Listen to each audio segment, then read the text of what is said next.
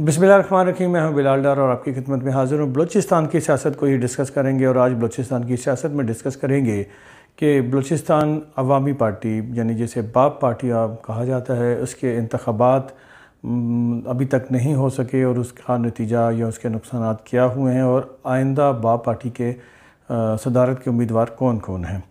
नाज़रीन, आपके इल्म में है कि बाप पार्टी को भी दीगर जो इलेक्शन कमीशन में रजिस्टर्ड पार्टियां हैं उनके रूल्स के तहत एक टाइम पीरियड के अंदर पार्टी इंट्रा पार्टी इलेक्शंस करवाने होते हैं, जिसमें और जिसकी तफसीलात इलेक्शन कमीशन ऑफ पाकिस्तान में जमा कराना लाजमी होती हैं।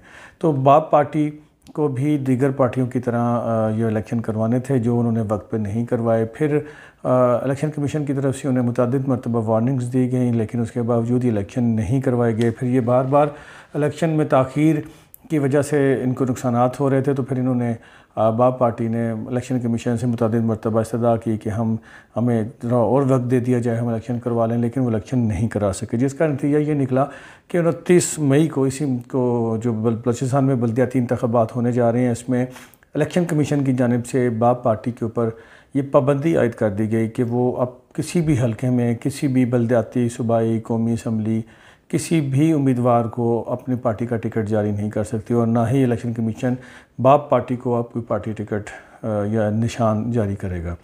तो लिहाजा बाप पार्टी के जो उम्मीदवारान बल्दियाती इलेक्शन में उतारे गए हैं, यही वजह है कि उनको किसी जगह भी बाप पार्टी का टिकट नहीं दिया गया, निशान नहीं दिया गया, बल्कि वो आज़ाद हैसियत में उतारे गए हैं।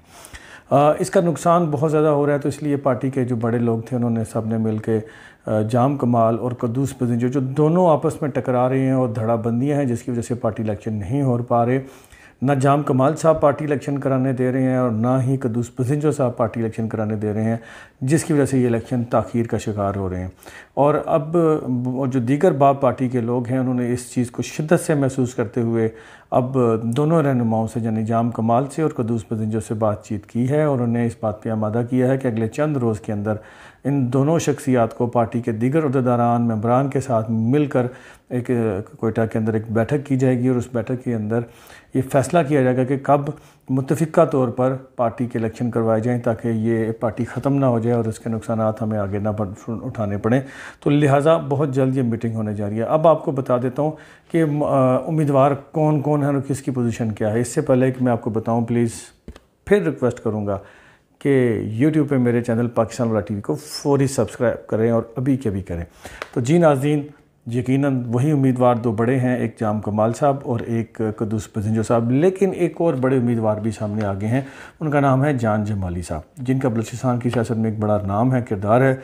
जान जमाली साहब भी अब उम्मीदवार के तौर पर सामने आ चुके हैं और इनकी ऊपर इत्तफाक होने के इम्कान ज़्यादा बढ़ गए हैं, क्योंकि दो बड़े उम्मीदवार जाम कमाल साहब और दूसरे कद्दूस पजिंजो साहब आपस में टकरा रहे हैं और इनके दरमियान किसी किस्म की मुफाहमत के फ़िलहाल कोई इम्कान नज़र नहीं आती और इनकी मुफाहमत ना होने की वजह से ही इंट्रा पार्टी इलेक्शन डिले हो रहे हैं। तो लिहाजा ऐसी सूरत हाल में ये मुमकिन है कि पार्टी के दीगर जो मेंबरान हैं उनकी तरफ से ये दबाव डाला जाए इन दोनों उम्मीदवारों पर कि वो दस्तबरदार हो जाएँ और जान जमाली साहब को पार्टी का प्रेसिडेंट बना दिया जाए। तो ये एक इम्कानात हैं, लेकिन आगे चल के हो सकता है कि मज़ीद उम्मीदवार भी सामने आ जाएँ। जो भी सूरत हाल होगी इंशाल्लाह आपको इनसाइड स्टोरी देते रहेंगे। मेरी आपसे रिक्वेस्ट है कि चैनल को ज़रूर सब्सक्राइब कीजिए और कमेंट में अपनी राय दीजिएगा कौन पार्टी इलेक्शन में जीतेगा और कौन विनर होगा। Thank you so much. अस्सलाम वालेकुम।